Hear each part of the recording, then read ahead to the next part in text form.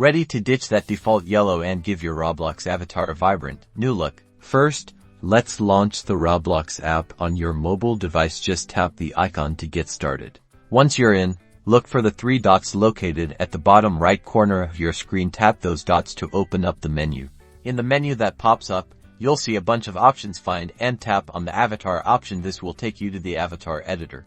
Now that you're in the avatar editor, look for the Customize button, usually near the bottom or side of the screen, and tap it. In the Customize menu, scroll until you find Skin. Tap on Skin to open the skin tone options. Here's where the fun begins. You'll see a color palette with various skin tones to choose from. Scroll through and tap on the color you want to use for your avatar.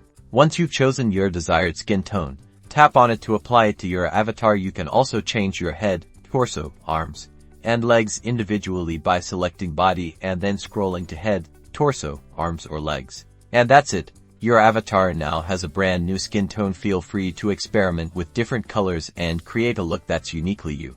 You can exit the avatar editor. The changes are saved automatically now. Go show off your awesome, newly customized avatar.